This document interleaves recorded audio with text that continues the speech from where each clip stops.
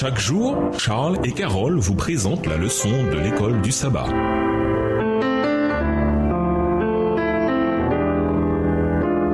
Bienvenue dans votre émission. Dieu nous parle. Nous voilà à la leçon de mercredi. Jésus est notre grand prêtre. Hébreux 5 à 7 présente une deuxième fonction de Jésus. Il est notre grand prêtre. L'auteur explique que cet aspect accomplit une promesse que Dieu a faite au roi davidique promis, selon laquelle il serait sacrificateur pour toujours selon l'ordre de Melchisédek. Psaume 110, verset 4 dans la version Darby, cité dans Hébreux 5, les versets 5 et 6. Lisons Lévitique 1, les versets 1 à 9, Lévitique 10, les versets 8 à 11, Malachie 2, verset 7, Nombre 6, les versets 22 à 26 et Hébreux 5, les versets 1 à 4.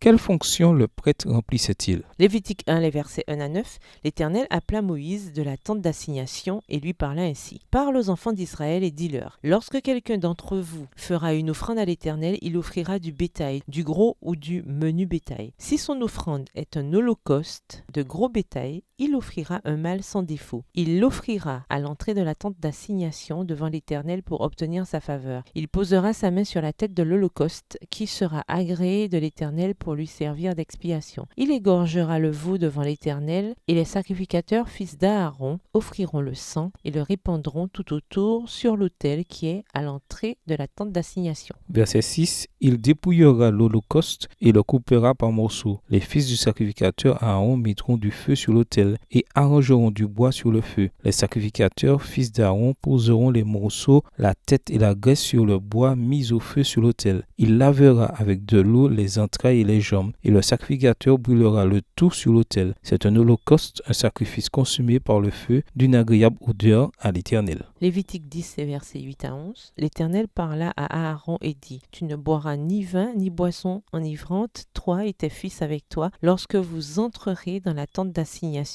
de peur que vous ne mouriez. Ce sera une loi perpétuelle parmi vos descendants, afin que vous puissiez distinguer ce qui est saint de ce qui est profane, ce qui est impur de ce qui est pur, et enseigner aux enfants d'Israël toutes les lois que l'Éternel leur a données par Moïse. Malachie 2, verset 7. Car les lèvres du sacrificateur doivent garder la science, et c'est à sa bouche qu'on demande la loi, parce qu'il est un envoyé de l'Éternel des armées. Nombre 6, les versets 22 à 26. L'Éternel parla à Moïse et dit, parla à Aaron et à ses fils et dit, vous bénirez ainsi les enfants d'Israël, vous leur direz, que l'Éternel te bénisse et qu'il te garde, que l'Éternel fasse luire sa face sur toi et qu'il t'accorde sa grâce, que l'Éternel tourne sa face vers toi et qu'il te donne la paix. C'est ainsi qu'ils mettront mon nom sur les enfants d'Israël et je les bénirai. Hébreux 5, versets 1 à 4. En effet, tout souverain sacrificateur pris du milieu des hommes est établi pour les hommes dans le service de Dieu, afin de présenter des offrandes et des sacrifices pour le péché. Il peut être indulgent pour les ignorants et les égarés, puisque la faiblesse est aussi son partage. Et c'est à cause de cette faiblesse qu'il doit offrir des sacrifices pour ses propres péchés, comme pour ceux du peuple. Nul ne s'attribue cette dignité s'il n'est appelé de Dieu, comme le fut Aaron. Les prêtres étaient nommés au nom des humains pour les représenter et servir de médiateurs dans leur relation avec Dieu et avec les choses qui le concernaient. Le prêtre était un médiateur. D'ailleurs, c'est le cas dans tout système de prêtrise, qu'il soit juif, grec, romain ou autre. Le prêtre permet notre relation avec Dieu et tout ce qui fait le prêtre a pour objet de faciliter la relation entre nous et Dieu.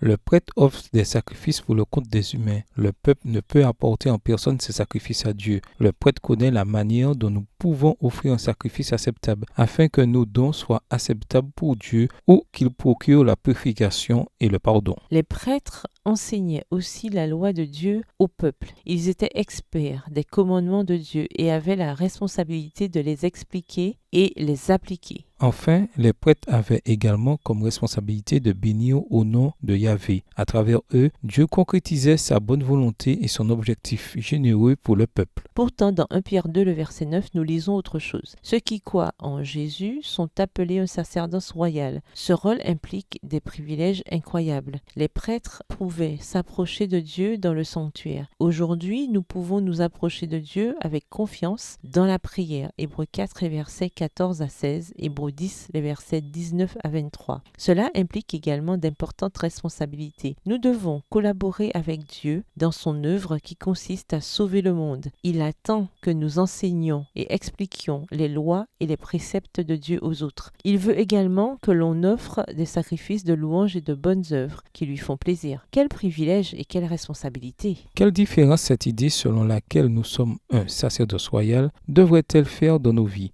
En quoi cette vérité affecte-t-elle la manière dont nous vivons? Au revoir. Et à demain si Dieu veut.